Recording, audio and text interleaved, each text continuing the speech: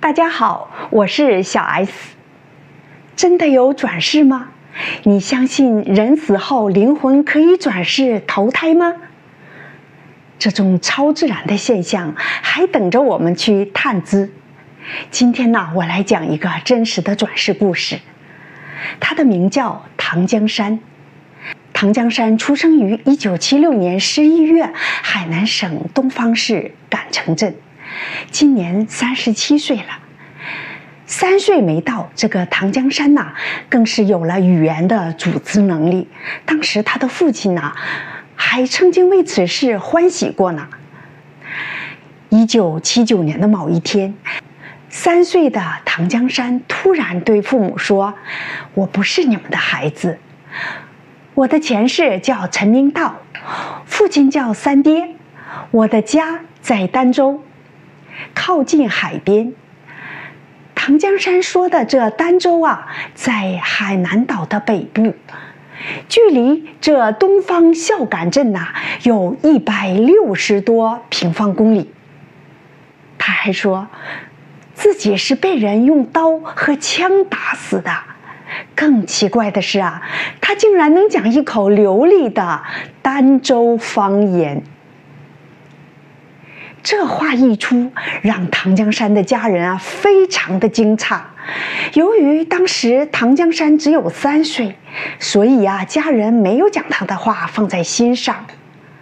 但是5岁的唐江山有一种预感，母亲已不在人世，但父亲还在，已成为孤独的老人。碰巧啊，这年一位来自儋州的阿姨到唐江山的村上卖小商品。唐江山听他讲一口儋州话，于是就过去用儋州话对他说：“我过去也是儋州人，家住儋州的黄峪村，你能带我到黄峪村去吗？”这位阿姨感到这5岁的孩子说话奇怪，不肯带他去。可一转眼，唐江山已经6岁了，他的行为举止越发的奇怪，而且经常说一些别人听不懂的话。不仅如此，唐江山说的越来越详细，根本不像是胡编乱造。唐江山说，1967年的9月的我，也就是那个前世的陈道明，当时是村里的团支部书记、民兵干部。那天因村里的碾米机没有油了，就和村里的8个年轻人外出买柴油。回来时被邻村人打死了，我被击中脑后1刀，腰部1刀，还有1颗子弹也从刀伤处通过。他说自己在死的时候腰部被人划了个口子，因此啊痕迹过深，投胎后身体上还留了痕迹。人们好奇地掀开他的衣服，果然发现事情和他说的那样，有个明显的痕迹。最关键的是，一个6岁的小孩在完全没有去过儋州这座城市的前提下，竟然会说一口流利的儋州话，这让人匪夷所思。也就在6岁那年，唐江山向现在的父亲提出要去儋州黄峪村找前世的父亲三爹，但父亲仍不肯带他去。于是这唐江山呐就耍起了小孩脾气，不吃任何东西，也不与父母说话。几天后，父亲终于屈服了，于是父亲带上6岁的唐江山前往160公里外的儋州。一到儋州，6岁的唐江山就对这片土地非常熟悉，在前面充当了领路人。他带着父亲走到北门江，说以前的陈明道啊就死在这附近。一路上绕过了好几个弯后，唐江山带着父亲来到一所房子，推门进去便见到了三爹。只见三爹苍老了许多。这时唐江山走到三爹面前，用儋州话叫了他一声三爹。三爹大惑不解，唐江山解释说：“我是你的儿子陈明道，那年被人打死，现在来找您了。”唐江山的这些话使三爹惊得目瞪口呆，一时反应不过来。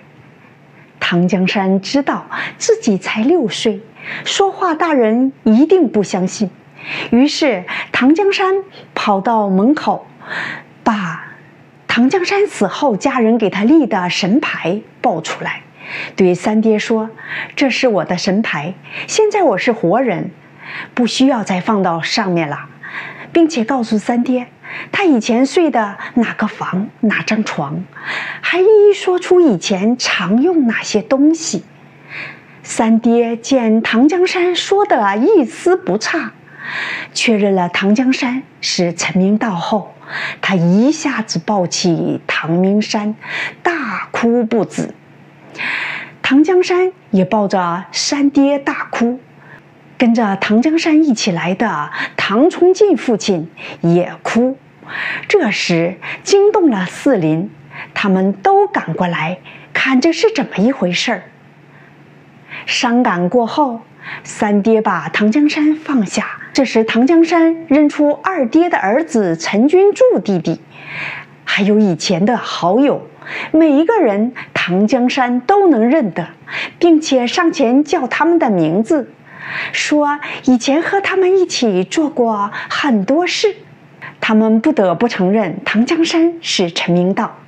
唐江山还在围观的人群中一眼就认出前世的女友谢素香。后来唐江山又说，以前我当过民兵，经常弄枪，现在生在东方，从没有见过枪，但除了新式步枪、驳壳枪以外，以前的枪我都很熟悉，现在如果有枪，我可以射得很准。以前我还开过2吨半的车，但是现在我从没有开过车，但是对开车的技术手势都很熟悉。一件一件事情对上后，人们对唐江山是再生人的事情深信不疑。他前世的家人和乡邻也很快地接纳了他。自认亲之后，唐江山有了2个家，2个父母，每年前往于东方和儋州之间。陈占梅老人、村里人都把唐江山当作陈明道。由于陈建英身边无子，这唐江山一直充当他的儿子，尽孝到1998年唐占英去世。唐江山真的就是陈明道吗？转世真的是转世奇人吗？世间真有转世奇人吗？为了证实唐江山转世的真实性，中国多家电视台都进行了考证。海南电视台还深入唐江山转世的东方和儋州，实地采访了当地的许多人。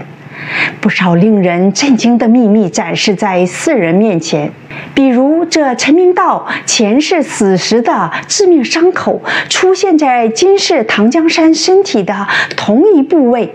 无数次的调查和取证证明唐江山转世的真实性。唐江山再生将是人类遗传学、生命科学研究的宝贵财富。这一现象将揭开新的生命之谜。亲爱的观众朋友们，你认为转世投胎是真实的吗？欢迎点击订阅下面的小铃铛，这样我在频道更新时就会第一时间通知你。感谢收看。